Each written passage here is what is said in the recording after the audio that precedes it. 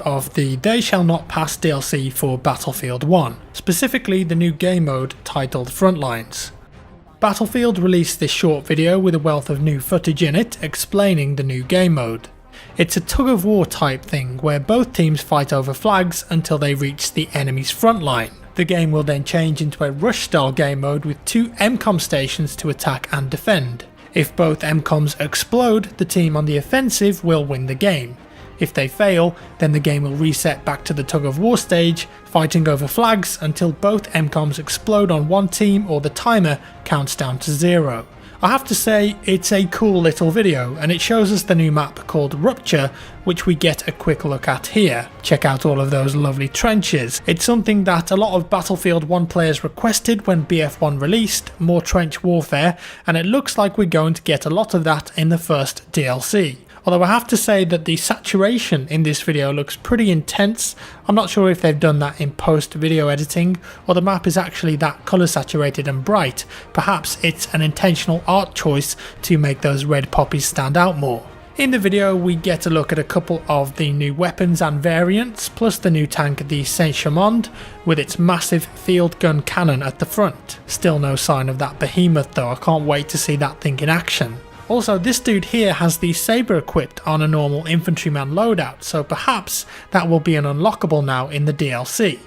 On first impressions, it's looking good to me so far, but obviously this is a very small glimpse of what to expect of the DLC, and I'm sure that the amount of gameplay footage is going to ramp up very, very soon. So then, moving on to the big Battlefield 1 Easter egg that's emerged since the latest patch. It was discovered if you grab a pair of headphones hidden around each of the maps and take it to one of the secret MCOM stations, Morse code would play. And if you decode that Morse code, it gives you a location on a specific map.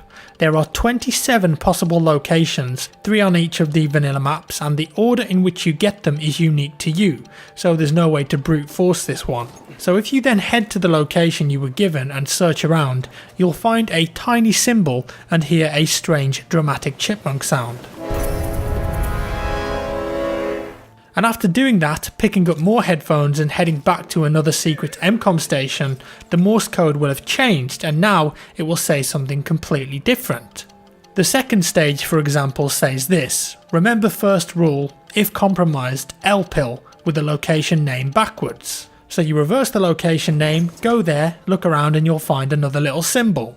Now the Discord Easter egg community has been hard at work all week on deciphering these messages and searching for symbols. Each new symbol found, it gives you a new message with a new location and different information. For example, one of my clues was the following: this long string of letters followed by fourth rule, kill all on the same trail, remove dog tags and report to house. And then you have to decode that in a specific way to get your next symbol location.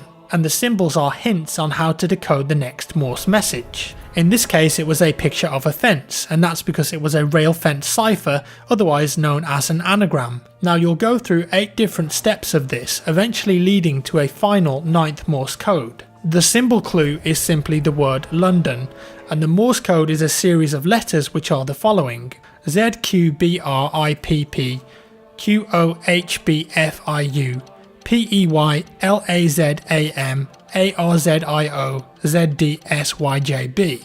And that final message is the same for everybody too. The problem is, it hasn't been deciphered yet, so we don't know what this leads to. It could be something as simple as a location that you have to find and go to, and maybe you unlock a special dog tag or perhaps even a special camouflage as a reward. But what if it leads to another series of cryptic clues and messages, perhaps that we've got to continue in the first DLC?